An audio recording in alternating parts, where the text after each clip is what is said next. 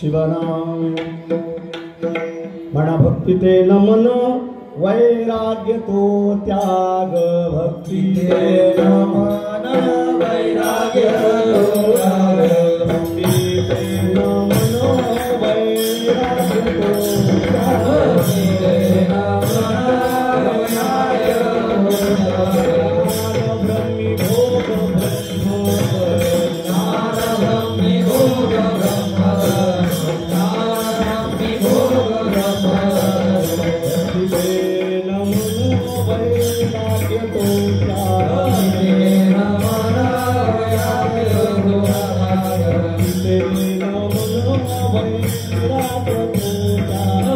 ते नमन वैराग्य तो त्याग ब्रह्मी भोग ब्रह्मी भोग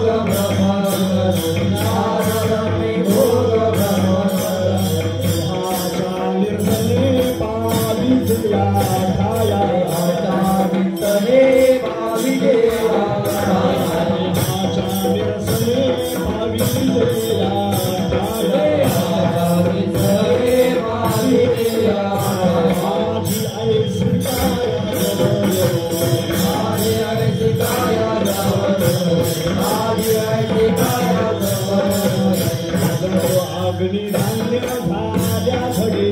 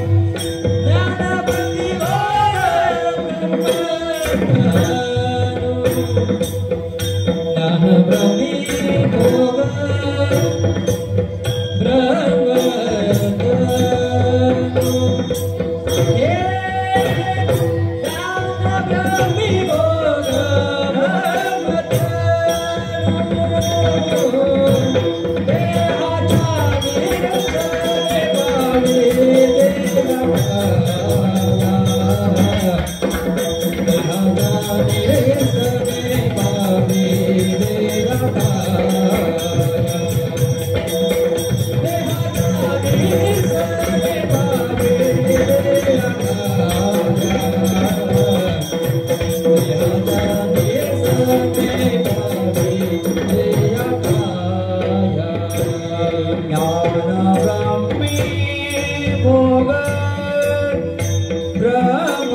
ब्रह्मतनो ज्ञान ब्रह्मी भोग ब्रह्मतनो हे ज्ञान ब्रह्मी भोग ब्रह्मतनो देहाच्या निसने पावी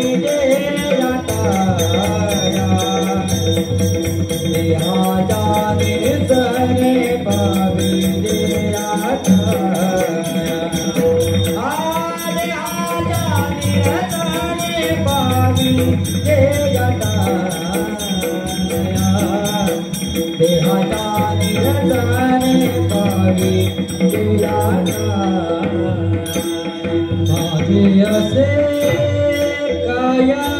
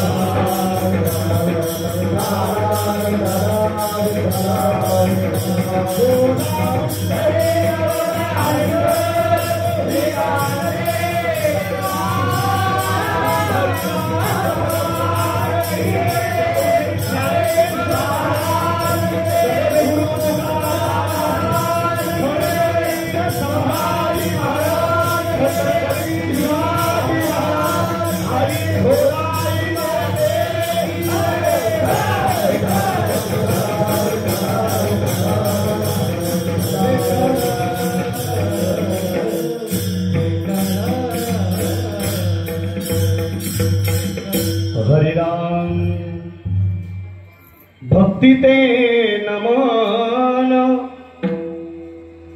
वैराग्य तो त्याग ज्ञान ब्रह्मी भोग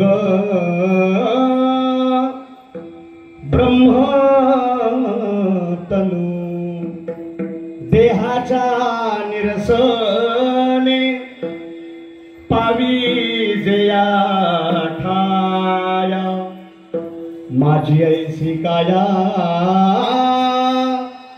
जवळ हे उदक अग्नी धान्य झाल्या घडे पाक एका विन एक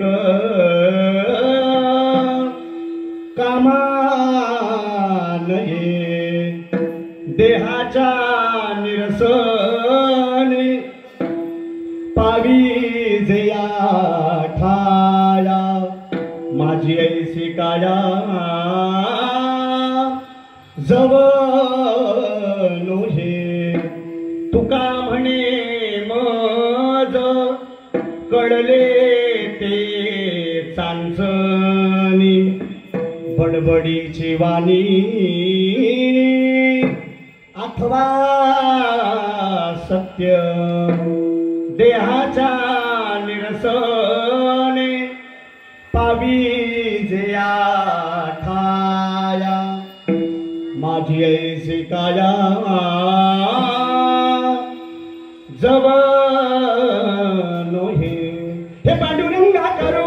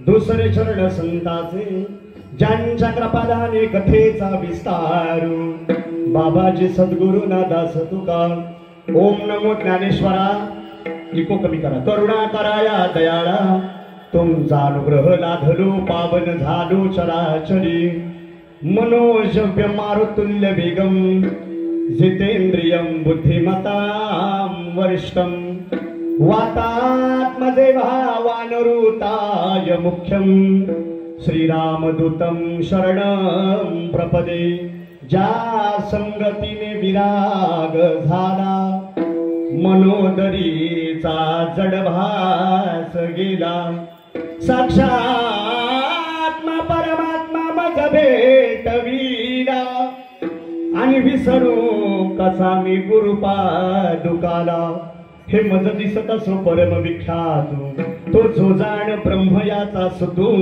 नारद कीर्तन वहिवासित लोको तया माझे दंडवत विठाला विठा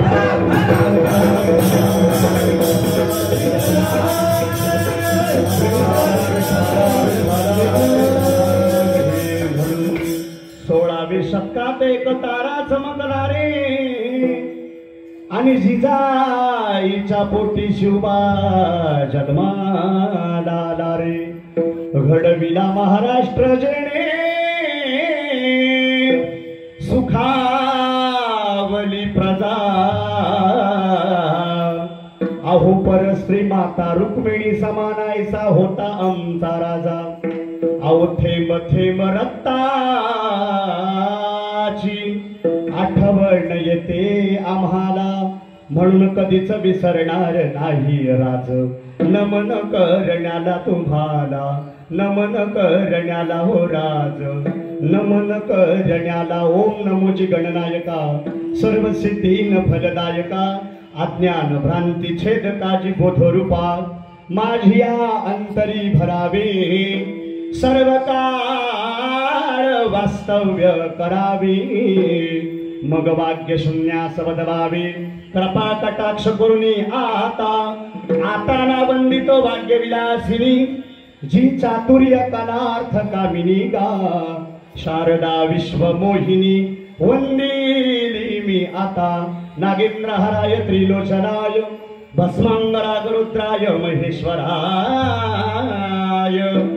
नित्याय शुद्धाय दिगंबराय तस्मेन कराय नमः शिवाय विठाला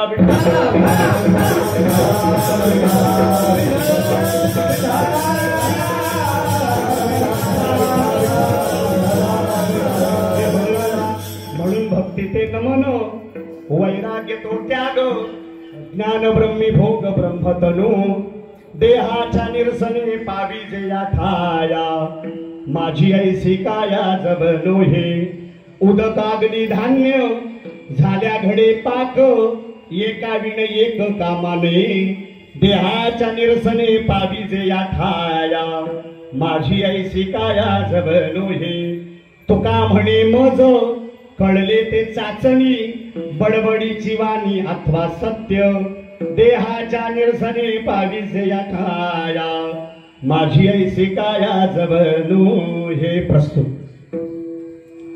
प्राप्त प्रसंगी प्राप्त स्थळी इको कमी करा चिंतन रूपी सेवे करता किंवा तुमच्या आमच्या निरूपणा करता प्रस्थापित केलेला किंवा तुमच्या आमच्या समोर मांडलेला किंवा गायलेला अभंग विश्वमान्य विश्वाधिकार चिन्मय स्वरूप वारकरी सांप्रदायिक तत्वावरचे श्रीमंत साहेब तुम्ही आम्ही सगळ्या महाराष्ट्रातल्या संतांच्या भूमीमध्ये संतांच्या परंपरेच्या या भूमीत तुम्ही आम्ही जन्माला आलेली देवाची सगळी सर्वसामान्य साधक म्हणजे देवाची सगळी आपण भक्त मंडळी आहोत। या महाराष्ट्राच्या मातीमध्ये जन्माला आलेल्या प्रत्येक माणसानं या महाराष्ट्राच्या मातीचा विचार केला तर या महाराष्ट्राच्या मातीला संतांची भूमी म्हणून ओळखली जाणारी महाराष्ट्राची आमची भूमी आहे। या महाराष्ट्राच्या मातीचा विचार करण्याच्या पूर्वी अखंड जगाचा पहिला विचार करा। या अखंड जगामध्ये अरे बाबा माझ्या वाचनात 252 संतांची यादी आली जगात। अख्ख्या जगभरामध्ये 252 संत या अख्ख्या जगाच्या पाठीवर शास्त्र सिद्धांतात जन्माला आले आणि या 252 संतांमध्ये 52 संत एकट्या आमच्या महाराष्ट्राच्या मातीत जन्माला आले।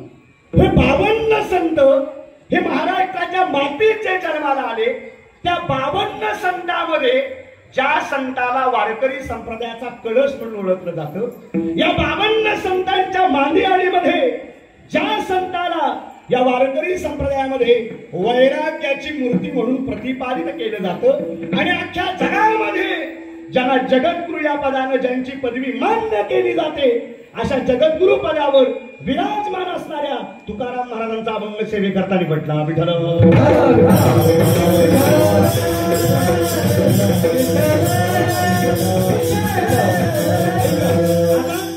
सेवेकरता मूळतः निवडलेला अभंग हा अभंग मूळतः सर्वसामान्य व्यक्तीचा किंवा माणसाचा अभंग सेवेकरता निवडलेला नाही। ऐका निवडलेला अभंग या वारकरी संप्रदायाच्या भूमीमध्ये जो कळसामाची शिरोमणी जे कळास्थानी विराजमान असणाऱ्या वैराग्याची मूर्ती म्हणून प्रतिपादित केल्या जाणाऱ्या आणि जगद्गुरु या पदानं ज्यांची पदवी मान्य केली जाणाऱ्या असा तुकाराम महाराजांचा अभंग सेवेकरता निवडलेला आहे। ऐका या महाराष्ट्राच्या मातीतले प्रत्येक हे वालोपे गाव हे वारकरी संप्रदायाचा अभ्यास करणारं जाणकार मंडळीचं गाव आहे। या प्रत्येक वारकरी संप्रदायातल्या माणसानं एखाद्या वाचकाच्या दृष्टिकोनातनं ग्रंथांच्या आणि साहित्याचा एखाद्या माणसानं जर अभ्यास केला तर माझ्या तरी वाचनामध्ये 3च जगद्गुरु झाले, अजून 4था जगद्गुरु धर्म सिद्धांतात कोणाच्या वाट्याला जन्माला आलाच नाही।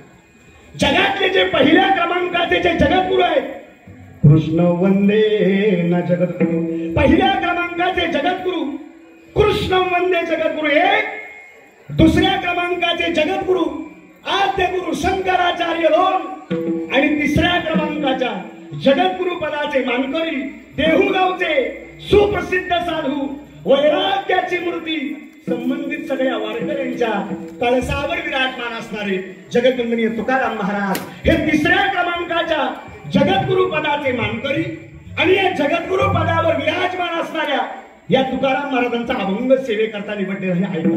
पण निवडलेल्या अभंगामध्ये जगतवंदनीय तुकाराम महाराज नेमकं तुम्हाला काय सांगायचा प्रयत्न करताय. महाराज अभंगाची जी सुरुवात आहे ना, या अभंगाची सुरुवात महाराज भक्ती या अक्षरानं करतात, पण अभंगाच्या पुढच्या चरणामध्ये भक्ती करण्याचं, भक्ती कशी असावी याचं एकही लक्षण सांगत नाही. महाराज अभंगाची सुरुवात भक्ती ह्या अक्षरानं करतात, पण महाराज या अभंगामध्ये भक्ती करणारा जो साधक आहे. आता साधक कोणाला म्हणतात तर ज्याला जीवनामध्ये परमार्थ करायला लागल्यापासून एकदा तरी त्याला देव आपलासा व्हावा अशी मनात इच्छा आहे, तयाशी म्हणावे साधक. तुम्ही त्याला साधक म्हणा ज्याच्या मनामध्ये मला एकदा तरी देव मिळाला पाहिजे ही अपेक्षा आहे. महाराज म्हणतात त्या साधकाला, साधकाच्या अंतःकरणामध्ये भक्तीच्या पहिल्या पायरीवर उभं राहताना तुमच्याकडे काय काय गुण असले पाहिजे याचं वर्णन महाराज अभंगामध्ये करतात. महाराज म्हणतात एखाद्या वेळेला माणसाला हरिपाठ पाठ नसला तरी चालेल, एखाद्या माणसाला नाही अभंग म्हणता आला तरी चालेल, पण महाराजांची भाषा आहे जो परमार्थात भक्ती करतोय त्या भक्ती करणाऱ्या माणसाच्या अंतःकरणामध्ये नम्रता नावाचा गुण त्याच्या अंतःकरणात असायलाच हवा. महाराज पुढे म्हणतात ज्याच्या अंतःकरणात नम्रता आली आणि ज्याच्या अंतःकरणामध्ये वाईट गोष्टींपासूनचं वैराग्य आलं आणि ज्याला परमार्थामध्ये देहाचा विसर पडला, महाराज म्हणतात याच्या इतकी परमार्थात दुसरी भक्ती मोठी नाही.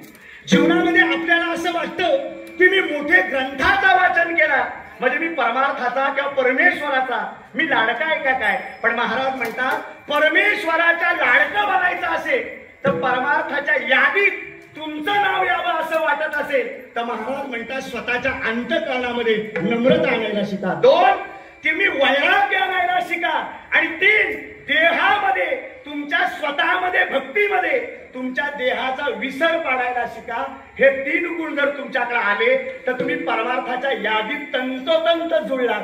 हे 3 गुणातला एक जरी गुण कमी पडला महाराज म्हणतात एका विन एक कामा नाही. एका माणसाकडे नम्रता आहे, काही माणसाकडे वैराग्य आहे, पण त्याला देहाचा विसर भजनामध्ये पाडता येत नसेल तर महाराज म्हणतात तो भक्तीच्या यादीत आलाच नाही. काही माणसाला देहाचा विसर पडतो, त्याच्याकडे वैराग्य आहे, वाकतच नसेल, नम्रताच त्या माणसाकडे नसेल तर महाराज म्हणतात त्या परमार्थाच्या यादीत त्याचं नाव घेऊच नाही. महाराज दृष्टांतिक पुरावा देतात. महाराज म्हणतात उदक म्हणजे पाणी, उदक अग्नी, अग्नी म्हणजे आग आणि धान्य म्हणजे एखादा पदार्थ.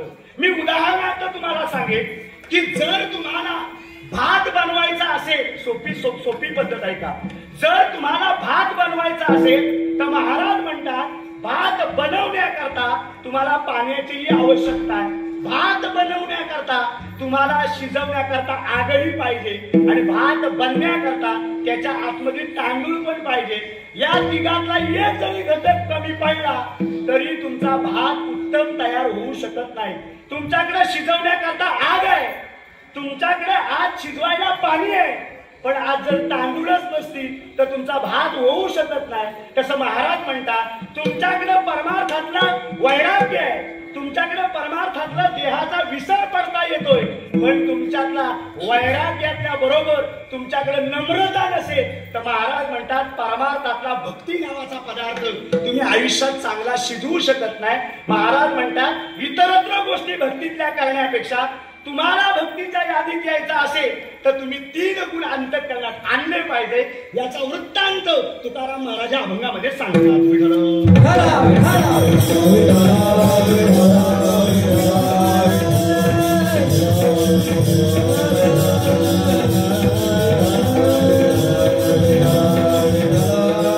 या सह्याद्रीच्या निसर्गरम्य परिसरामध्ये वसलेलं, वाशिष्ठीच्या ऐल तीरावर वसलेलं हे आपलं वालोपे गाव भगवती आई झोनाई देवीच्या सानिध्याच्या कृपा आशीर्वादामध्ये हा चालत आलेला हा नवरात्रीचा परंपराचा उत्सव सोहळा आणि या परंपरेच्या उत्सव सोहळ्यामधला आजचा असणारा 4थ्या दिवसाच्या कीर्तनाच्या सेवेचं पुष्प माझ्यासारख्या अल्पज्ञानी म्हणजे कमी ज्ञान असणाऱ्या व्यक्तीच्या खात्यात आली. मी यजमान आयोजकांचं आणि यजमान आजच्या वाडीचं मनापासून धन्यवाद व्यक्त करतो आणि कीर्तनाला आरंभ करतो. विठ्ठला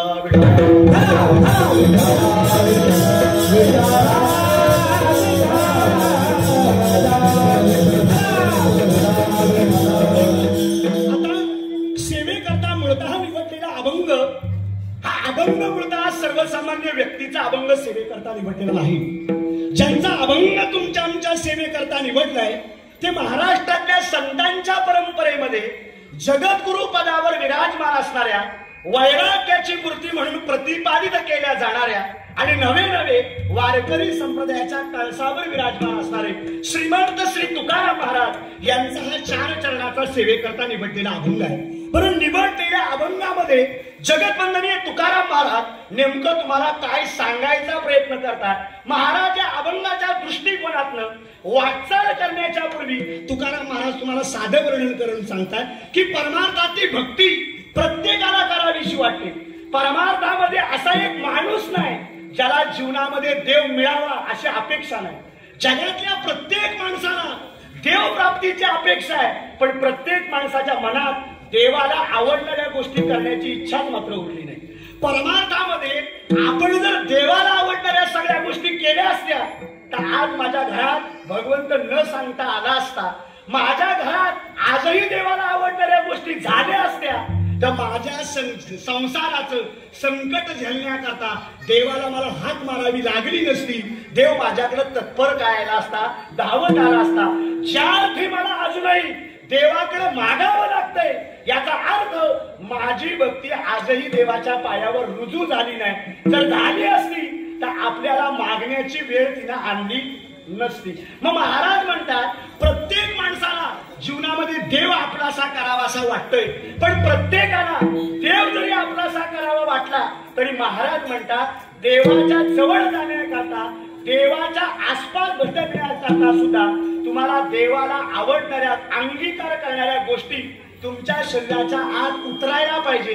तोपर्यंत तुम्ही देवाच्या जवळ जाऊन पोहोचूच शकत नाही. आता साधा विचार करा, हा पहिल्या प्रहरापासून आजचा 4था प्रहर म्हणजे आजची 4थी माळ. आजच्या 4थ्या माळीपर्यंत आपण 4 दिवस भगवतीचा काय करतोय, जागर करतोय. आणि भगवतीचा जागर संपन्न करत असताना तो जागर आपल्याला आवडतो असा नाही, तिला आवडतो असा करतोय. म्हणून आजही तिची छाया, तिची कृपा अख्खा भालोपे गावावर आपल्याला पाहायला मिळते. याच्या इतका पुण्याईचा ठेवा नाही. साधं सोपं एक साधं म्हणणं आहे का, जगाच्या पाठीवर ज्या भगवतीची आपण सेवा करतोय ही जगाच्या पाठीची ही भगवती या जगात आत्ताची आलेली देवी नाही. या गावात एकही तुमचा पूर्वज आता उपलब्ध नसेल की ही देवी कधी आली हा सांगणारा अजून पहिलाच झाला नसेल. ही कधी आली याचा इतिहास सांगणारा कोण नाही. आणि ही जशी देवी आली तशी या जगामध्ये सुद्धा भगवतीचा जो अवतार झाला हा भगवतीचा अवतार झाला कधी, त्याची तारीख, त्याची सणावली आजही या धर्म सिद्धांतामध्ये लिहिलेली नाही.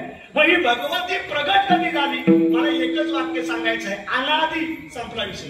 ही भगवती नेमकी प्रगट कधी झाली, ही भगवती अनादी काळाच्या पूर्वी प्रगट झाली. मी थोडं मागे येऊन सांगतो. नवरात्र चरित्राचा अध्याय जर तुम्ही वाचला, तुम्ही जाणकार सगळी मंडळी आहे, नवरात्र चरित्राचा अध्याय जर तुम्ही वाचला तर नवरात्र चरित्रामध्ये असं वर्णन आहे की ही भगवती ब्रह्मा, विष्णू आणि महेश या 3 देवाच्या विचाराच्या सानिध्यातनं आली.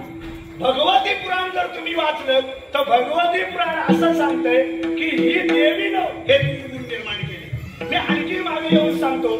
गणेश पुराणाचा तुम्हाला साधा पुरावा देतो. गणेश पुराण असं सांगतंय की या 3 देवांची निर्मिती गजाननानं केली. ऐसे 3 देव जे दोन्ही आणि पोहा गजानन सगळ्याचा निर्माण. मी मुद्दा सांगायला लागलोय की तुम्ही, मी नवरात्र पुराणाचा पुरावा देतोय, वाचक मंडळी म्हणून 3 ग्रंथाचा आधार दिला. ग्रंथ साहित्याचा पुरावा असा आहे ही देवी प्रगट झाली कधी, तर नवरात्र शास्त्र सिद्धांत असा आहे की 3 ब्रह्मा, विष्णू आणि महेश या तिघांच्या सानिध्यातनं ही भगवती पहिली प्रगट झाली. आणि ही भगवती जशी प्रगट झाली या भगवतीनं राहण्याचं ठिकाण निवडलं हिमालय. हिमालयात ही भगवती काय केली, जाऊन राहिली आणि हिमालयात जाऊन राहण्याचं ठिकाण निवडलं. ते ठिकाण म्हणजे एका झाडावर या भगवतीनं काय केलं, आपलं वास्तव्य तिथं निवडलं. तिला हेमजाती म्हणतात. आता हेमजाती का म्हणतात, कारण ती हेमराजाची कन्या आहे. हेमराजाची कन्या आहे म्हणून तिला हेमजाती म्हणतात. म्हणून तिला हिमालयामध्ये जाणारी ही असणारी भगवती तिथं राहायला गेली. आता या भगवतीला नवरात्रामध्ये विशेष प्रारंभ झाला. जर मागे येऊन सांगतो ऐका. नवरात्र या गोष्टीचा विचार करा तर हिंदू सनातन पंचांगामध्ये एकूण 365 दिवस आहेत. बरोबर आहे? झालंय कसं बोला ना. बरोबर आहे. मी वेळेत तुम्हाला मन चालू करून देईन, फक्त तुम्ही बोला. भगवान या हिंदू सनातन संस्कृतीमध्ये एकूण पंचांगामध्ये दिवस किती, 365. या 365 दिवसामध्ये सगळे दिवस आहेत, पण त्यातल्या काही रात्रांना विशेष महत्व आहे. म्हणजे उदाहरणार्थ एकूण 10 रात्रीला या असणाऱ्या सनातनाच्या पंचांगामध्ये 10 रात्रीला विशेष महत्व आहे. त्यातल्या एकूण 9 रात्री या 9 दिवशी साजऱ्या करतो. आणि एक अजून रात्र आहे, तिला म्हणतात परवा माझी ती महाशिवरात्री. ती सगळ्यात दुसरी रात्र महत्वाची 10वी रात्र. ती 10वी रात्र म्हणजे महाशिवरात्री आणि ती नरसिंह जयंती. प्रमाण नरसिंह जयंती, वामन नरसिंह जयंती, वामन जयंती आणि त्याच्या मधली सगळ्यात विशिष्ट ती म्हणजे शिवरात्री. हा दिवस महत्वाचा आहे. म्हणजे एकूण झाले 9 दिवस आणि हा झाला 10वा. म्हणजे 10 रात्री या सनातनाच्या पंचांगामध्ये फार महत्वाच्या आहेत. आता आणखीन नवरात्राचं विशेष महत्व पंचांगामध्ये असं आहे की एकूण या हिंदू धर्मामध्ये 2 नवरात्रीला विशेष महत्व आहे. पहिली जी नवरात्र आहे त्या नवरात्रीला वासंतिक नवरात्र म्हणतात आणि दुसरी नवरात्र आहे त्या नवरात्रीला शारदीय नवरात्र असं म्हणतात. थोडकं लक्षात ठेवा. पहिली नवरात्र वासंतिक नवरात्र कधी सुरुवात होते तर वासंतिक नवरात्र चैत्र शुक्ल पक्षाला ही वासंतिक नवरात्र चालू होते. आणि दुसरी नवरात्र शारदीय नवरात्र म्हणजे जे आता आपण साजरी करतोय ही शारदीय नवरात्र. म्हणजे नवरात्राचे एकूण असणारे 2 प्रकार. आता मुद्दा असा आला या देवीला विशेष महत्व या नवरात्रीमध्ये का आलं तर याचं उत्तर आहे नवरात्रीत या देवीनं किंवा या भगवतीनं या दुर्गेनं 9 दिवस 9 राक्षसांचा वध केला आणि शेवटीला महिषासूर नावाचा राक्षस दशमीच्या दिवशी मारला. म्हणून ही नवरात्र विशेष महत्वाची. थोडं मागे या. आता या नवरात्रीमध्ये ही देवी जशी प्रकट झाली तिला हिमालय गाठले. हिमालय गाठून ती एका झाडावर काय झाले गुप्त रूपाने राहायला लागली. पण ती हिमालयामध्ये ही देवी गुप्त रूपाने राहत असताना तिथं एक मधु ऐकताय ना, तिथे एक मधु आणि आलटक नावाचे 2 राक्षस त्या झाडाच्या खालून काय करायला लागले, चालायला लागले. एक पहिला राक्षस मधु नावाचा राक्षस, दुसरा राक्षस आलटक नावाचा राक्षस. 2 राक्षस त्यानं तिथून जाताना पाहिले आणि त्या राक्षसानं त्या झाडावर बसलेल्या देवीचं सौंदर्य झाडाच्या खालून पाहिलं. काय सौंदर्य पाहिलं? लाल भुंड तिचे डोळे आहेत, तिचे असणारे भरगच्च केस आहे, डाळिंबासारखे तिचे ओठ आहे आणि भरदार हिरवी साडी घालून ही भगवती त्या झाडावर बसलेली मधु आणि आलटक या 2 नावाच्या राक्षसाने पाहिली. आणि या राक्षसाने पाहिल्यावर त्यांनी मनात विचार केला की ही जर असणारी स्त्री किंवा ही असणारी भगवती जर आमच्या राजाची पत्नी झाली तर आमच्या राजाची अजून शोभा वाढेल. म्हणून मधु आणि आलटक हे 2 राक्षस धावत जाऊन राजाजवळ गेले. त्या राजाचं नाव होतं महिषासूर नावाचा राजा. त्या महिषासुराला त्यांनी वर्णन सांगितलं की अशी आम्ही एक देवी त्या झाडावर बसलेली पाहिलेली आहे. त्यांनी सांगितलं आमची इच्छा आहे की तुम्ही तिच्याजवळ लग्न करावं. मधु काढता आणि आलटकाला महिषासुरानं सांगितलं जा आणि घेऊन या. मधु आणि आलटकाने जाऊन प्रस्ताव त्या असणाऱ्या देवी पुढे मांडला. देवीनं सांगितलं मी तुमच्या बरोबर यायला तयार आहे, पण माझ्या बरोबर तुम्हाला युद्ध करावं लागेल आणि मला जिंकून तुम्हाला घेऊन जावं लागेल. माळ 4थी आहे ना, मी 4थ्या माळीवर येऊन थांबणार, 5वी माळ पुढे पुढच्यानी चालवायची. साधा विचार करा, त्यांनी सांगितलं जो माझा असणारा इथं हरवेल त्याचा असणारा विजय होईल, त्याच्या घरात मी जाऊन राहणार ही अट टाकली. पुन्हा जाऊन राक्षसांना सांगितली. त्या महिषासुराने सांगितलं तू जायचं आणि तिला घेऊन यायचं. त्या भगवतीच्या एका हातामध्ये तलवार आहे, एका हातामध्ये गदा आहे, एका हातामध्ये शंख आहे, दशभुजा असणारी ती देवी आहे. मधु नावाच्या राक्षसानं पहिल्यांदा भगवतीला नेण्याकरता जसा हात घातला, एका तलवारीच्या फटक्यात जसे आपण मच्छर मारतो ना तशी एका तलवारीच्या फटक्यात त्या मधु नावाच्या राक्षसाचा तिनं वध केला पहिल्या दिवशी. म्हणून पहिल्या दिवशी माळ लावतात ती मधु नावाच्या राक्षसाची. ऐकत चला. दुसऱ्या दिवस जसा उजाडला, दुसऱ्या दिवशी आलटक नावाचा एक कोण आला राक्षस, त्या देवी जवळ युद्ध करायला आला. आलटक नावाच्या राक्षसाला गदेचा नुसता टोक लागलं तर आलटक नावाचा राक्षस जाग्यावर मेला. दुसरा राक्षस मारला. दुसऱ्या दिवशी दुसरी माळ लागली. तिसऱ्या दिवशी पुन्हा त्या महिषासुरानं चंड आणि मुंड हे दोन राक्षस पाठवले. तिसऱ्या दिवशी म्हणजे कालच्या दिवशी चंड नावाच्या राक्षसाचा वध केला, तिसरी माळ लागली. आणि आज मुंड नावाच्या राक्षसाचा वध केला आणि ही आजची चौथी माळ लावली. हा वृत्तांत इथपर्यंत थांबा. आता महाराज म्हणतात भगवतीनं ही चौथी माळ लावली. बघता बघता भगवतीनं 9 राक्षस मारले आणि 10व्या दिवशी सगळे राक्षस मारले गेले.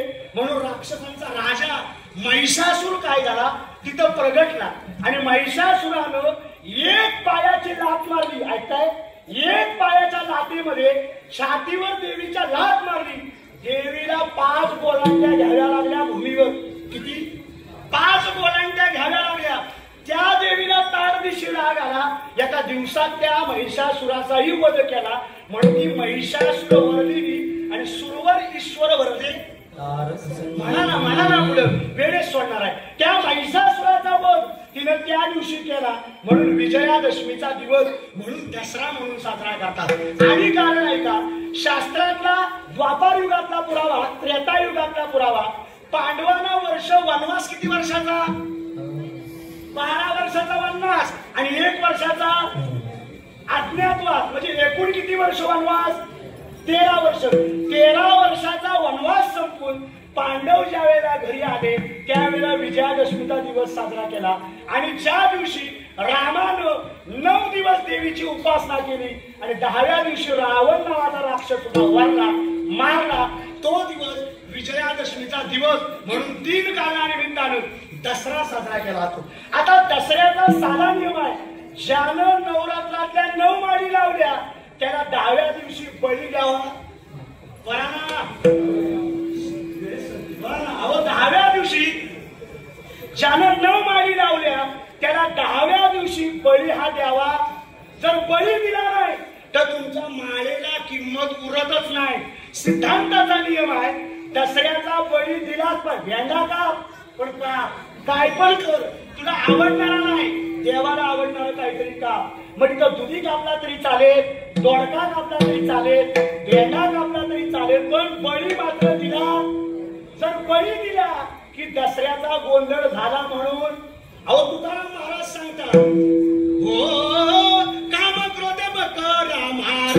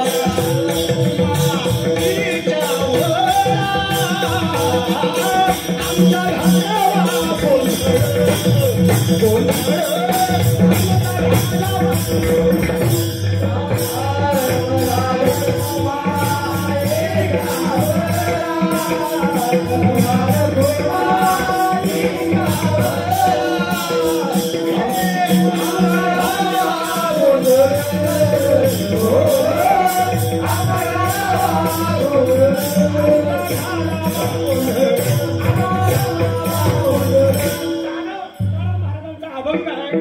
आम्ही गोंधळी गोंधळी त्या अभंगातला हे तिसऱ्या क्रमांकाचा पुरावा आहे. महाराज म्हणतात दसऱ्याच्या दिवशी तुम्ही बळी द्या, पण कोणता बळी द्या तर अंतःकरणाचा काम आणि क्रोध नावाचा बळी द्या की तुमचा जीवनामधला या शरीरावरचा विजय झालाच म्हणून समजा.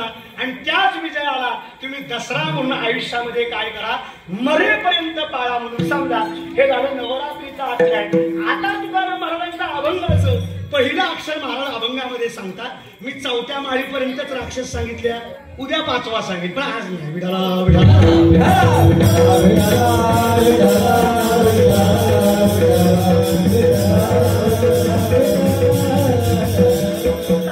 तुम्हाला म्हणणं सांगितलं. तुकाराम महाराज अभंगामध्ये अभंगाची सुरुवात करताना भक्ती या अक्षराचा अर्थ सांगतात आणि अभंगामध्ये साधकाच्या म्हणजे परमार्थाच्या वाटेवर चाललेल्या मनुष्याच्या अंतःकरणामध्ये नेमके कोणकोणते गुण असले पाहिजेत त्याचं वर्णन तुकाराम महाराज अभंगामध्ये करतात. महाराज अभंगाची सुरुवात करता करता तुम्हाला सांगून जात आहे की महाराज म्हणतात परमार्थिक माणसानं ज्याला ज्याला जीवनामध्ये देव पाहिजे त्या प्रत्येक माणसानं परमार्थाच्या वाटेवर चालायला सुरुवात करायचं. पण परमार्थाच्या वाटेवर चालताना माणसानं आपल्या अंतःकरणामध्ये एक नम्रता नावाचा गुण आणायला पाहिजे. 2 वैराग्य नावाचा गुण त्याच्या अंतःकरणामध्ये आला पाहिजे आणि त्याला देहाचा विसर पडता आला पाहिजे. या 3 गोष्टी ज्या माणसाच्या अंतःकरणात आल्या तो माणूस परमार्थाच्या योग्य वाटेवर चालायला लागला असा समजा. जर तुम्ही परमार्थाच्या वाटेवर असताना तुमच्यातला अहंकार गेला नाही, तुमच्यातला असणारा क्रोध गेला नाही, महाराज म्हणतात तुमच्याकडचं वैराग्य आलं नाही, तर तुम्ही परमार्थाची वाट बदलायची गरज आहे. परमार्थाच्या वाटेवर एखादा माणूस म्हणला मी परमार्थात माझ्या इतकी नम्रता कोणाची नाही, पण हरिपाठाचा इनाद दुसऱ्यान घेतल्यावर तू आल्या म्हणाला मी आलो नाही आणि तुम्ही हरिपाठ चालू केला. महाराजांचं साधं म्हणणं आहे परमार्थात काही नाही झालं तरी चालेल, पण परमार्थात नम्रता नावाचा गुण तुमच्या अंतःकरणात असलाच पाहिजे. बरं तुकाराम महाराज अभंगाची सुरुवात भक्ती या अक्षरानं करताय. आता सगळ्यात पहिला मोठा प्रश्न असा आहे की परमार्थातली भक्ती म्हणजे नेमकं काय. तुम्हाला आवाज येतोय ना ऐकायला, मला जरा तो वेगळा येतोय म्हणून विचारतोय. परमार्थातली भक्ती म्हणजे नेमकं काय सांगा ना. भक्ती या अक्षराचा अर्थ सोपा आहे. भक्ती म्हणजे परमार्थाच्या वाटेवर देव आपलासा व्हावा याच्याकरता तुम्ही परमार्थामध्ये केलेली थोडीशी धडपड, त्या धडपडीला तुम्ही भक्ती असं काही करा म्हणा. ही जी व्याख्या आहे ही व्याख्या वेदांतिक शास्त्र पुरावाच्या मराठी व्याकरणातली भाषा सांगितली.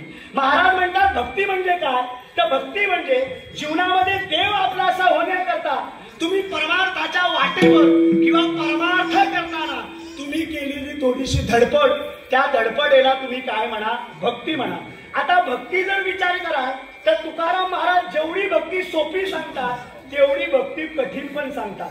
एक अभंग महाराज असं सांगतात की ह्याची थोडं भक्ती किंवा केलेले आनंदे तैसेची, त्यानं जसं जन्माला घातलंय तसं आयुष्यामध्ये राहणं याला तुम्ही भक्ती म्हणा. ही सोपी भक्ती सांगतात. पण पुढं गाता वाचत गेलात की पुढं जाऊन सांगतात भक्ती ते कठीण सुडावरची. जेवढी भक्ती तुम्हाला सोपी वाटते तेवढी परमार्थातली भक्ती या जगातली सोपी नाही असं म्हणतात. मग भक्ती या अक्षराची व्याख्या मिळाली. आता भक्तीचे एकूण 9 प्रकार पाहायला मिळतात. पहिला प्रकार पाहायला मिळतो श्रवण भक्ती आणि शेवटचा 9वा प्रकार पाहायला मिळतो तो म्हणजे आत्मनिवेदन नावाची भक्ती. भक्तीची सुरुवात नवविधा भक्तीनं होते आणि भक्तीचा शेवट, भक्तीचा सुरुवात श्रवणानं होते आणि भक्तीचा शेवट हा आत्मनिवेदनानं होतो. म्हणजे परमार्थामध्ये 9 भक्त्या या विशेष भक्त्या म्हणून काय केलेल्या सांगितल्या. थोडं मागे या, मी तुम्हाला सांप्रदायिक तत्वावरच्या वेदशास्त्रातल्या अख्यायातल्या 2 मुख्य भक्त्या सांगतो ऐका. पहिली जी मुख्य भक्ती परमार्थामध्ये सांगतात ती परमार्थातली पहिली मुख्य भक्ती आहे, तिचं नाव आहे पराभक्ती आणि दुसरी भक्ती आहे अपराभक्ती. ऐकताय ना. पहिली भक्ती आहे पराभक्ती आणि दुसरी भक्ती आहे अपराभक्ती. बरं थोडं मागे येऊन जर विचार केला तर पराभक्ती म्हणजे नेमकं काय आणि अपराभक्ती म्हणजे काय हे दोन प्रश्न तुमच्या मनात जागे झाले असतील. पहिली गोष्ट आहे का, पराभक्ती त्याला म्हणतात देव मिळण्याच्या आधी जो परमार्थ केला जातो त्याला तुम्ही पराभक्ती म्हणा, आणि देव मिळाल्यानंतर जी भक्ती केली जाते त्याला तुम्ही अपराभक्ती म्हणा. उदाहरणार्थ आहे का, पहिली भक्ती आहे पराभक्ती. पराभक्तीचं पहिलं उदाहरण, देव मिळण्याच्या आधी जी भक्ती केली जाते त्याला तुम्ही पराभक्ती म्हणा. उदाहरणार्थ सांगेल, भक्त प्रल्हाद नावाचा भक्त. भक्त प्रल्हादाला देव मिळाला होता काय? बोला ना. भक्त प्रल्हादाला देव मिळाला होता, तरी सुद्धा तो नारायण नामाचा उच्चार करत. भक्त प्रल्हादाला देव मिळाला नाही, तरी पण नारायण नामाचा उच्चार केला. शेवटी नारायणाला प्रत्येक संकटात त्या भक्त प्रल्हादाला तारायला यावं. मी म्हणत असलो तर तुम्ही खोटं म्हणा, पण स्वतः ज्ञानोबा म्हणतात की सत्वर उच्चार प्रल्हादी बिंबला.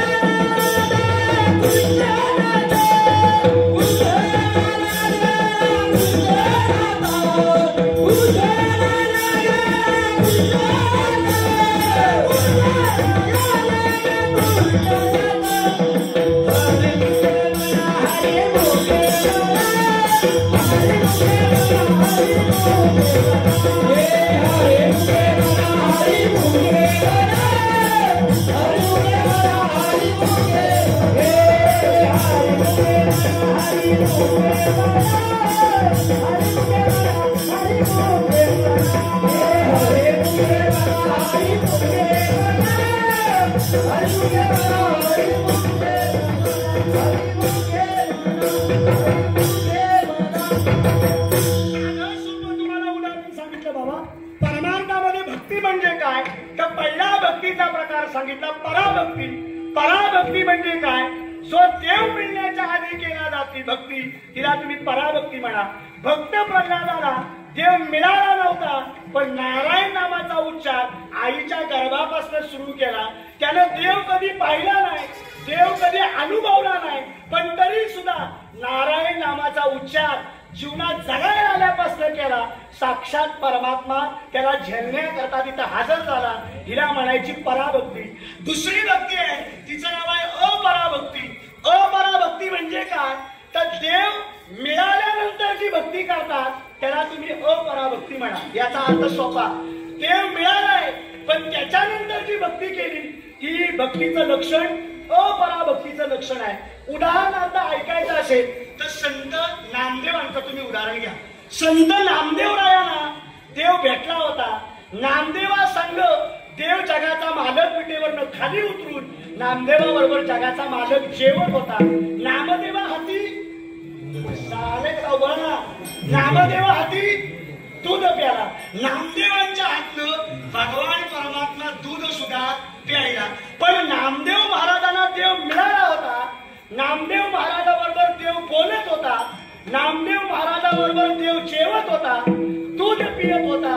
पण नामदेव महाराजांना देव भेटला होता, तरी सुद्धा ते नामदेवराय सगळ्या संतांच्यात गेले तर गोरोबा काकाने सांगितलं, अरे नाम्या तू अजून कच्चा आहे, नाम्या तू अजून कच्चा आहे.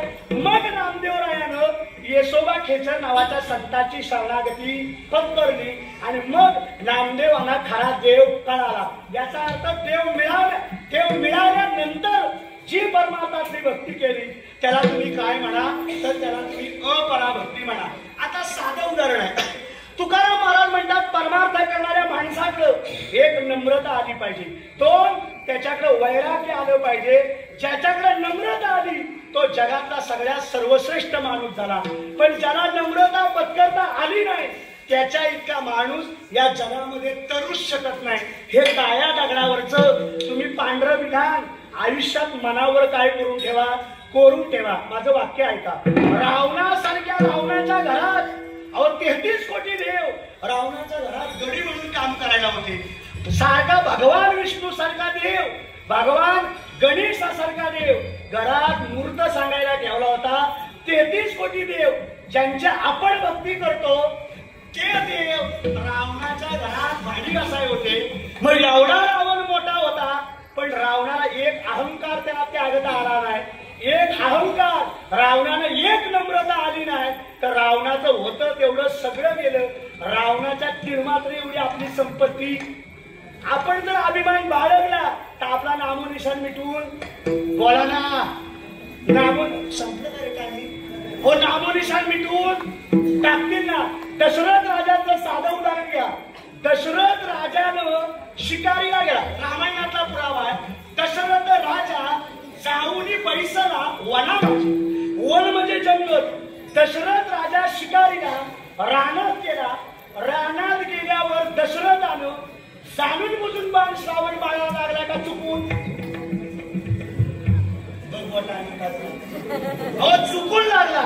जर बाण दशरथाचा चुकून लागला तर दशरथाच्या वाट्याला काय भयानक मरण आलं हे अखंड रामायण सांगते. दशरथाच्या वाट्याला एवढं चुकून भोग आला, चुकून बाण लागला, तर एवढं बघायला आलं. जाणून बुजून गावात शिव्या दिल्या, तुझा नामोनिशान कलियुगात मिटवून टाकतील. हे माणसानं आयुष्यात विसरायचं. सगळ्या गोष्टी लक्षात ठेवल्या माणसानं, पण आयुष्यात मला एक दिवशी सुधारायचं आहे ही बात मात्र माणसानं विसरू. एक छान साहित्यकारानं एक चांगलं वाक्य दिले. तो साहित्यकार असा म्हणतो, घरात टेबलाला 4 पाय असून सुद्धा तो टेबल आहे ना चांगल्या ठिकाणी कधी जाऊ शकत. बोला ना, बोला. घरात टेबलाला 4 पाय असून सुद्धा तो टेबल कधी चांगल्या ठिकाणी जाऊ शकत. चहा पीच्या बशीतल्या कपाला केवढा मोठा कान असला तरी त्या कानानं कप कधी चांगल्या गोष्टी ऐकू शकत. टेबलाला 4 पाय असून तो चांगल्या ठिकाणी जाऊ शकत नाही. बशीला मोठा कान असून कपाला त्या कानानं तो कप कधी ऐकू शकत नाही. आणि 40 वर्ष होऊन मी अजून सुधरू शकत नाही. याच्या इतकं दुर्भाग्य अजून जगात काय काय लोकांचा अंतःकरणात अभिमान आहे. 40 वर्षापासून मी वारकरी गावात पाहिलाय. 40 वर्ष मी वारी करतोय, पण गावात अजून तसा शिवाय देतो. झोपण लोकांना सांग.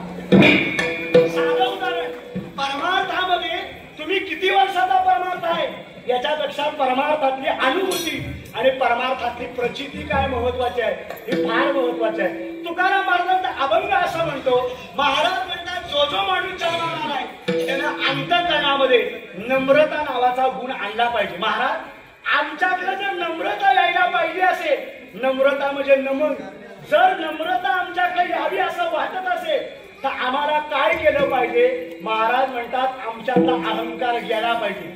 अहो अहंकार जाऊन काय होणार आहे? माझ्याकडचा अहंकार गेला पाहिजे म्हणताय. मग जर मी अहंकार दवडला तर माझ्याकडचा जीवनामध्ये त्याचा फायदा काय? म्हणजे स्वतःकडचा ताटा आहे, अभिमान आहे, तो अभिमान जर मी घालवला तर त्याचा फायदा काय? महाराज अभंगामध्ये म्हणतात की अभिमान गेला, अभिमान गेला,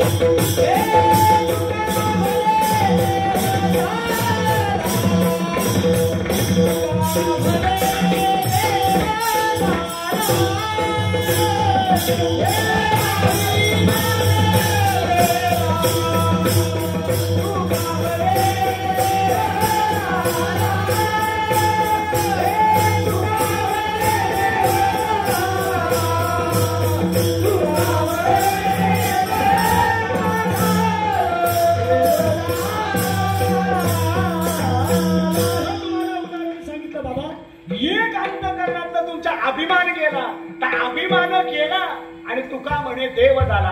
अंतःकरणातला अभिमान गेला तर तुमच्यासारखा जगाच्या पाठीवर देव कोण शोधून भेटणार नाही. आणि महाराज म्हणतात अभिमान जर तसाच टिकून राहिला तर अभिमान आला आणि तुका म्हणे वाया गेला, किंवा अहंकार नाडीले आणि तुका म्हणे वाया गेले. तुमच्याकडे अहंकार आला तर तुम्ही जगातनं वाया गेलात म्हणून समजा. महाराज म्हणतात याच्याकरता अभिमान आला पाहिजे. अरे एक अभिमान सुईच्या टोकावर राहणार नाही, एवढी जमीन देणार नाही, एवढा अहंकार आला जमिनीत अख्ख्या खांडाला गाळला. ही परमेश्वराची ताकद आहे. अहो साधं सोपं आहे का? रावणाला एक अहंकार आला, माझ्यासारख्याच्या मुकाबल्यात राम टिकू शकत नाही. एक अहंकार आला, अहो रावणाचं सगळं होत्याचं नव्हतं करून टाकलं. म्हणून जीवनामध्ये आपण सुद्धा अंतःकरणामध्ये एक नम्रता नावाचा गुण तुम्ही आपल्या जीवनामध्ये पत्करला पाहिजे. तो नम्रता नावाचा गुण आला की आपोआप तुमच्याकडे वैराग्य आल्याशिवाय राहणार नाही. महाराज हेच बनवून सांगतात, भक्तीच्या वाटेवर येताना पहिलं पहिली आणि पहिले गुण कोणते असावेत? अभंगाचं पहिलं भक्ती ते नामाना वैराग्य तो त्याग. भक्ती ते नामाना वैराग्य तो त्याग.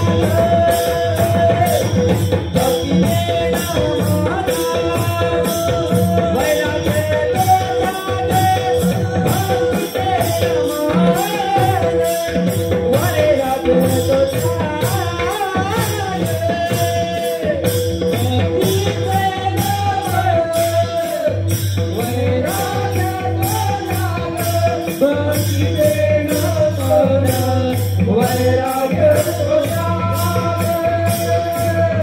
भक्ती ते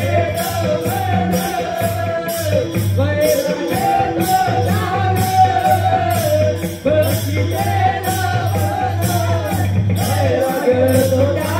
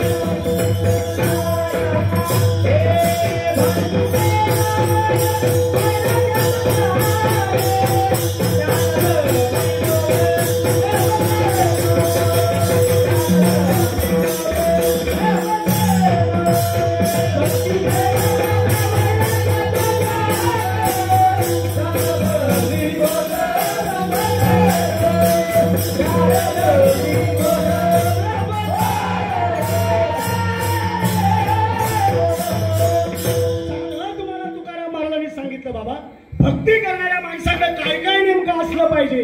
भक्ती करणाऱ्या माणसाकडे एक नम्रता असली पाहिजे, दोन त्याच्याकडे वैराग्य आलं पाहिजे. नम्रता आणि वैराग्य हे दोन गुण जोपर्यंत त्याच्याकडे येत नाही तोपर्यंत तो माणूस भक्तीच्या यादीत आल्याशिवाय राहणार नाही. आणि परमार्थाच्या यादीत जर यायचं असेल तर तुमच्याकडे नम्रता आणि वाईट गोष्टीपासूनचं वैराग्य तुमच्या अंतःकरणामध्ये आलं पाहिजे. अहो, ज्याला परमार्थातली गती नाही, ज्याला परमार्थातली मती कळाली नाही, तो परमार्थातला माणूस परमार्थातल्या वाचकाच्या अभंगातल्या किंवा वाचकातल्या ग्रंथातल्या माणसाला आपण त्याला नावं ठेवतो. अहो, साधं उदाहरण आहे का, परमार्थामध्ये आपण रावणाचं चरित्र वाचणारी माणसं आहे. रावणाचं चरित्र वाचलं, चालू झालं तर आपल्यातली माणसं सहज म्हणतात रावण याला होता. त्याला अक्कल होती कोणाला? अहो बघा ना, अहो आपल्यासारखी माणसं म्हणतात रावणासारखा याला अजून तुझ्या हरका वाचणारा अजून जगात याडावा झाला नाही. एवढं फक्त सांग, रावणासारखा या जगाच्या पाठीवर रावणा इतका मोठा भक्त मी अजून माझ्या वाचनात तरी बाबा वाचला नाही. रावणा एवढा मोठा भक्त आणि रावणा एवढा संस्कारक्षम भक्त या जगाच्या पाठीवर परमार्थात आणखी दुसऱ्याचं नाव नाही. एक रावणाला अहंकार सोडला असता तर रावणाचं नाव आज देवाच्या वर असतं. ही जगातली सगळ्यात सत्य बाब आहे. अहो, रावणासारखा रावण ज्याला आपण येडा म्हणतो त्या रावणाचा दृष्टांत आहे का? रावणासारखा रावण आहे ना, एकदा महालात बसलेला असताना आहे ना, मंदोदरी आहे ना रावणाची पत्नी, मंदोदरीनं रावणाला साधा प्रश्न विचारला होता, रावण महाराज, या त्रिभुवनात तुमच्या ताकदीत का जगात आणखीन कोण मोठा राजा नाही? रावणा एवढा मोठा राजा नाही, रावणाला हरवणारा अजूनपर्यंत या त्रिभुवनात कोण जन्माला आला नाही. स्वतःची धर्मपत्नी रावणाला सांगते. रावणानं ते मान्य केलं, पण रावणाला धर्मपत्नीनं प्रश्न विचारला, महाराज तुमच्या 80,000 बायका आहेत, मग या 80,000 बायकामधली सगळ्यात प्रिय बायको कोण, तिचं फक्त नाव सांगा. आता रावणच तो, रावणानं प्रिय पत्नीचं नाव विचारल्या रावणानं पहिलं नाव सांगितलं, मंदोदरी, तुझ्यासारखी माझी प्रिय बायको जगात दुसरी कोण? मंदोदरीनं प्रश्न विचारला, जर तुम्ही मला माझी धर्मपत्नी म्हणताय, जर तुम्ही मला माझी आवडती पत्नी म्हणताय, तर तुम्ही या जगामध्ये सीतेला उचलून आणायचं कारण काय पडलं तेवढं फक्त सांगा. मंदोदरी म्हणाली, सीतेला उचलून आणलं याच्याशी मला घेणं देणं नाही, पण सीतेला उचलून आणल्यानंतर एवढा तुम्ही बलाढ्य राजे, देवी देव तुमच्या घरात पाणी भरतात, एवढी सीता उचलून आणली, पण अजून तिचा उपभोग 6 महिने झाले का घेतलाच नाही, याचं जरा उत्तर मला ग्रंथ वाङ्मयात सांगा. रावण आहे ना, रावण किती मोठा भक्त आहे ना, त्याचं उत्तर याच्या पुढे आहे. रावण मंदोदरीला उत्तर देतो, अगं 33 कोटी देव आहेत ना, असं डाव्या हातावर मळावणी फेकून द्यावं ना, एवढी माझी परमार्थातली ताकद आहे. माझ्याकडे शक्तीचा विचार कराल तर माझ्या शक्तीच्या तुलनेत या जगात अजून मोठा शक्तिशाली माणूस झाला नाही. मग तुम्ही का सीतेला अजून परत हात लावला नाही? त्याचं उत्तर सांगा. तो रावण आहे ना, मंदोदरीकडे बघून हसतो बाबा, आणि मंदोदरीला उत्तर देतो, तिला कधीच हात लावला असता, कधीच तिचं अपहरण केलं असतं, पण तिच्या दारात जेव्हा भिक्षा मागायला गेलो ना, दारात जाऊन उभा राहिलो आणि सीतेला म्हणालो, आई भिक्षा देई.